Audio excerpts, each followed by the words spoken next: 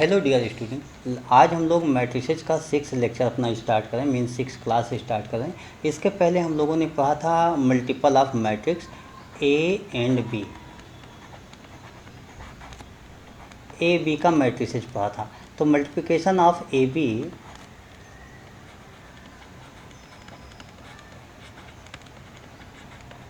Multiplication of A and B, A B हमारे पास आ गया था। तो ए बी की कंडीशन क्या होगी वो सब हम लोगों ने डिस्कस कर ली थी। यहाँ पर ए अगर पहले हो जाएगा तो आप लिखोगे प्री मल्टीप्लायर, ये प्री मल्टीप्लायर हो जाएगा और दिस लास्ट वाला पोस्ट मल्टीप्लायर हो जाएगा।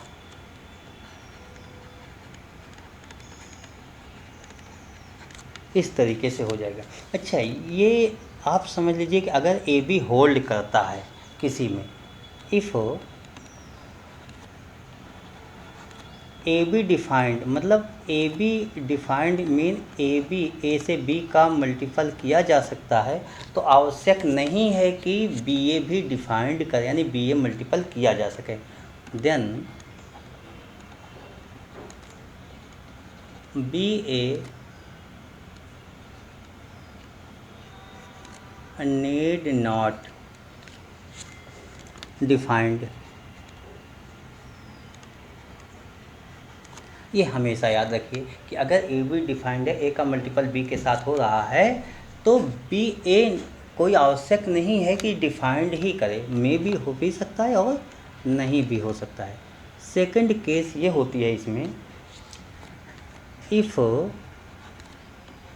ए and B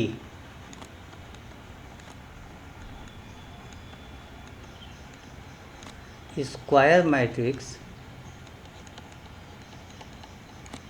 of same order,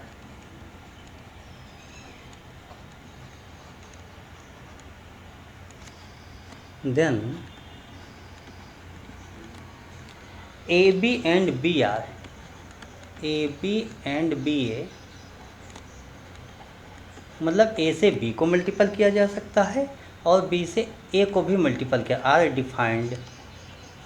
दोनों केसेज में हम मल्टीपल कर सकते हैं, चाहे ए से बी को कर लें या बी से ए को कर लें, ऐसा किया जा सकता है। उसके बाद देखिए, ए बी डिफाइंड तो B A need not defined, तो इससे एक बात मिली कि कम्यूटेटिव लॉ, थर्ड, इससे क्या मिला कि कम्यूटेटिव लॉ होल्ड भी कर सकता है और नहीं भी कर सकता है। तो A B equal to B A, ये मेन यहाँ पर क्या हो गया, कम्यूटेटिव में भी hold in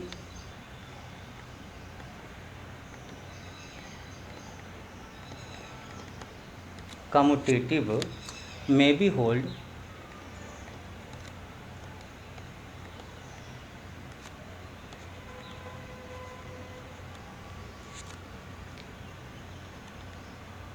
in some cases,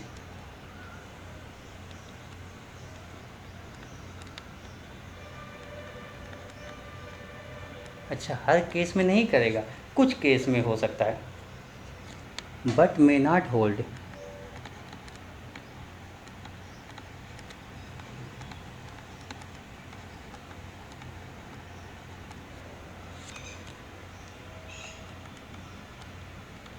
ये हमेशा याद रखिएगा। मतलब ए बी और बी ए अगर इक्वल है, कहीं इक्वल भी आ गया तो ये कम्यूटेटिव होल्ड भी कर सकता है, नहीं भी कर सकता है, कोई हम लोग श्योर नहीं हो सकते। लेकिन इसी के साथ एक कंडीशन श्योरिटी में है आपके पास कि एसोसिएटिव मैट्रिक्स मल्टीप्लिकेशन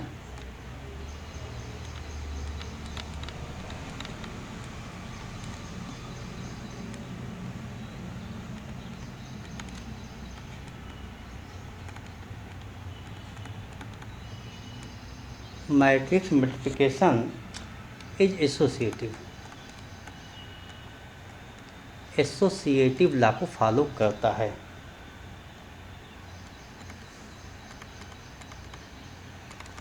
मीन ए मैट्रिसेज को हम पहले बी सी के साथ मल्टीपल करके ए के साथ मल्टीपल कर दें और ए बी के साथ मल्टीपल करके सी के साथ मल्टीपल कर दें तो ये होल्ड करता है। ठीक है, तो ये डिफाइंड होती है, ये डिफाइंड होती है, मीन ये होल्ड करता है। उसके बाद डिस्ट्रीब्यूटिव लॉ, ये भी होल्ड करता है। फिफ्थ केस आपके पास हो गया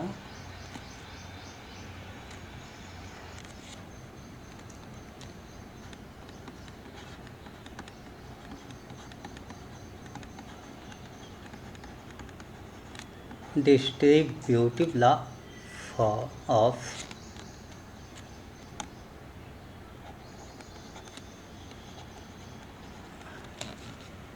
फॉर एनी मैट्रिक्स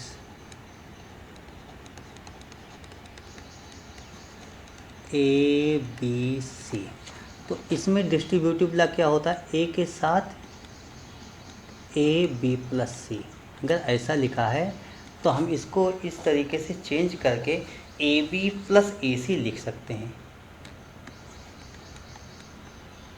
अच्छा, यहाँ प्री और पोस्ट का ध्यान रखिएगा। ए पहले है तो ए पहले होगा बी के साथ, और ए पहले है तो ए सी के साथ भी पहले होगा। इतना आपको ध्यान रखना होगा, इसमें ऐसा कुछ नहीं करना है, नहीं तो ये गलत हो जाएगा। तो इतना प्री और पोस्ट का ध्यान रखिएगा। इसी तरीके से अगर आपके पास होता है कि ए प्लस बी और लास्ट में सी हो जाता है तो इसको आप ऐसे लिख सकते हो ए सी प्लस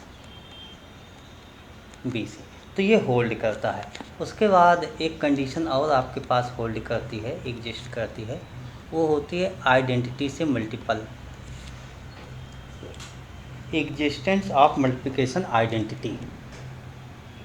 तो अगर ए के साथ मैं आई आइडेंटिटी एलिमेंट का मल्टीपल करूं या आई के साथ ए का मल्टीपल करूं, तो दोनों केस में ए के साथ आई का अगर आप मल्टीपल करते हो तो हमेशा आपको ए मिलेगा, ये आइडेंटिटी। लेकिन आई से अगर आप ए को मल्टीपल करते हो तो भी ए ही मिलेगा। इसका मतलब आइडेंटिटी होल्ड करती है मल्टीप्लिकेशन केस में, तो ये भी आपको ध्यान रखना होगा। उसके बाद आगे हम लोग कंटिन्यू कर लेते हैं। इन सब कंडीशंस पे एग्जाम्पल लिया जा सकता है, बाद में एग्जाम्पल लेंगे और क्वेश्चन सॉल्व करते रहेंगे हम लोग। अभी आगे कंटिन्यू कर लेते हैं। कंटिन्यू करते समय ये ध्यान रखेंगे कि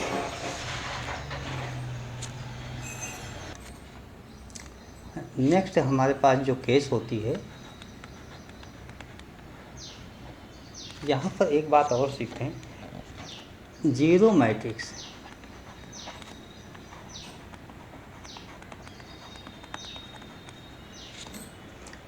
as the product of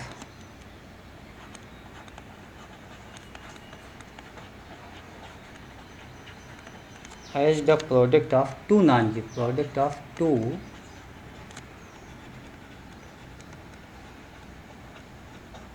non-zero matrices mean दो मैट्रिसेज होती हैं जिनमें से कोई भी जीरो नहीं होती हैं, लेकिन उनका प्रोडक्ट जीरो हो जाता है। इसके पहले आप लोग देखिए, आप लोग ये अच्छी तरीके से जानते हो कि A B equal to zero, A B equal to अगर ज़ीरो कहीं लिखा होता था तो आप लोग ये कहते थे कि अगर ए बी, ये दोनों ए बी रियल नंबर होते थे तो आप लोग ये कहते थे कि either A zero R be zero, आप ऐसे कहते तो either A zero R be zero, दोनों में से कोई एक ज़ीरो होना ही चाहिए। लेकिन मैट्रिसेज की केस में ऐसा नहीं होता है, तो ये आवश्यक नहीं है, यहाँ पर ये होल्ड नहीं करता है। तो हम देख लेते हैं कि किस तरीके से कि product of two non zero matrices is zero.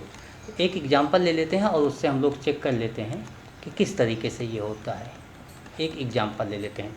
Example में क्या है, सपोज कीजिए ए मैं मैट्रिसेज ले लेता हूँ इसमें 0 2 0 1 हो जाता है और एक दूसरी मैट्रिसेज हो जाती है B, इसमें -1 3 0 0 हो जाता है।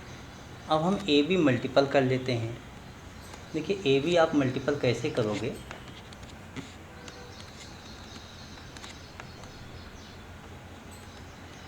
ए बी जैसे ही हमने कहा मल्टीपल कर लो, आपने एक मैट्रिसेस बना ली।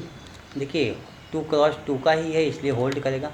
फर्स्ट रो को लेंगे और फर्स्ट कॉलम के साथ, फर्स्ट रो फर्स्ट कॉलम के साथ करस्पॉन्डिंग एलिमेंट का मल्टीपल कर लेंगे आप। तो 0 का मल्टीपल -1 के साथ, 0 -1 के साथ आपका मल्टीपल होगा 0 हो जाएगा, 2 का 0 के साथ मल्टीपल होगा 0 हो जाएगा। ऐसे 0 2 का 3 0 के साथ, ऐसे 0 2 है और इसको उठा के हम 3 0 के साथ में 0 3 हो जाएगा, 0 का 3 के साथ मल्टीपल कर लेंगे, इसके साथ कर लेंगे और 2 का उठा के 0 के साथ ऐसे मल्टीपल कर लेंगे। तो आप क्या 0 × 3 0, 2 × 0 0 हो जाएगा। तो ये केसेज मैं लिख लेता हूँ। तो ये भी 0 + 0 हो जाएगा। ऐसे 0 1 का देखा जाए, 0 का -1 के साथ 0 होगा, 1 का 0 के साथ 0 हो जाएगा और 0 का 3 के साथ 0 होगा, 1 का 0 के साथ 0 होगा। मल्टीपल पहले बता चुका हूँ इसलिए उसमें मैं बहुत ज़्यादा टाइम नहीं ले रहा हूँ, आप लोग देखिए। तो ये 0 0 0 0 ए बी आपका 0 0 आ गया। क्या केस थी कि ए एंड बी दोनों नॉन जीरो था, ए नॉन जीरो मैट्रिसेस था and B non zero matrix है, लेकिन आपको ए बी क्या मिल गया, जीरो मैट्रिसेस मिल गया। तो यहाँ पर ये बातें आपको ध्यान रखनी होगी कि किस तरीके से हमें जीरो मैट्रिसेस मिल जाता है दो नॉन जीरो मैट्रिसेस के प्रोडक्ट करने पर। इसी के साथ आप लोग ये भी याद रखिएगा कि आइडेंटिटी मैट्रिक्स, आइडेंटिटी वैसे नाम ही होता है, आप लोग जानते हो, कोई प्रॉब्लम नहीं, लेकिन यहाँ फिर से डिस्कस कर लेता हूँ कि अगर आई का स्क्वायर है तो भी आई मिलेगा, आई का क्यूब किया जाए तो भी आई मिलेगा और आई की पावर 4 किया जाए देन भी आई ही मिलेगा। ये बातें आप ध्यान रखिएगा। इसी बेस पर हम एक क्वेश्चन ले लेते हैं और एक क्वेश्चन हम लोग सॉल्व कर लेते हैं। क्वेश्चन क्या लेते हैं, अच्छा क्वेश्चन नंबर नहीं होगा, मैं एक एग्जांपल ले लेता हूँ। अब यहाँ क्वेश्चन नंबर तो दिखाई नहीं चल सकता है, आपकी एनसीईआरटी बुक से होता तो मैं क्वेश्चन नंबर डिफाइंड भी कर देता, बट मैं ऐसे क्वेश्चन ले रहा हूँ। तो ऐसे क्वेश्चन एक नोट कर लेता हूँ और क्वेश्चन नोट करके लिखता हूँ। क्वेश्चन क्या है आपका कि इफ़ ए, आपके पास ये क्वेश्चन है और इस क्वेश्चन को हमें सॉल्व करना है। क्वेश्चन क्या है कि if A is a square matrix, A square matrix है और गिवन है A square equal to I, then find the simplified values of this. मतलब इसको सिंपलेस्ट फॉर्म में सॉल्व करके इसकी वैल्यू को आप नोट कीजिए। तो सबसे पहले क्या लिखा गया है, B no A square equal to I, this given है। अब आपके पास A minus I cube plus A plus I cube -7a है। देखिए यहाँ पर a माइनस बी क्यूब का फार्मूला अगर आपको याद है तो अच्छी बात है, और नहीं याद है तो इसको याद कर लो। a cube minus B cube -3a² b plus 3ab square होता है। इसी तरीके से अगर a प्लस बी का क्यूब होता है तो ये फार्मूला होता है a cube plus B cube plus 3a² b plus 3ab square. यही फार्मूले का यूज यहाँ पर करना है। a माइनस आई का क्यूब, तो इसको नोट कर लेते हैं, a क्यूब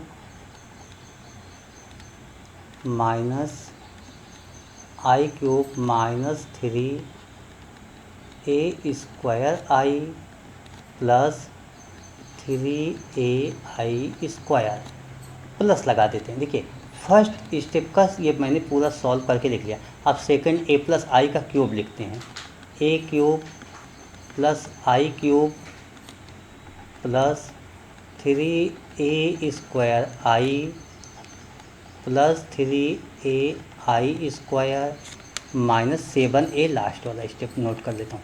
इतना नोट करने के बाद आपने ये देखा होगा कि जैसे i³ मैं यहाँ देख रहा हूँ कि i³ माइनस का i³ प्लस का ये कैंसिल हो गया, माइनस 3a² प्लस 3a², ये भी कैंसिल हो गया। रिमेनिंग जो होता है उसको हम लोग नोट कर लेते हैं। a³ यहाँ पर है, a³ यहाँ पर है और a³ यहाँ पर है, तो ये हो गया 2 टाइम्स a³ प्लस 3ai² है, 3ai², 3 3 6ai² हो गया एंड माइनस 7a हो गया। ये आपका हो गया। अच्छा, आपने क्या पढ़ा था कि a का i के साथ मल्टीपल करो तो a होता है, और अगर ये i का स्क्वायर है, i का क्यूब है तो कोई फ़र्क नहीं होता। तो ai² भी कहीं लिखा है तो हम लोग a लिख सकते हैं। तो इस तरीके से हमारे पास हुआ 2, और a³ को हम क्या लिखेंगे, a²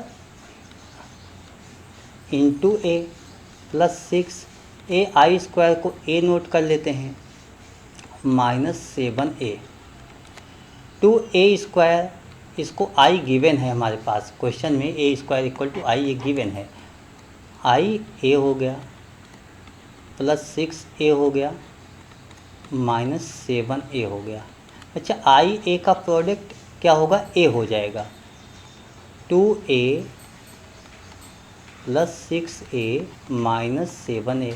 अब इसको तो आप सॉल्व कर लोगे, 6 2 8, 8 माइनस 7 1a, तो ये 1a मेन a आ गया आपका, ये आंसर हो गया, बस आपका ये आंसर हो गया।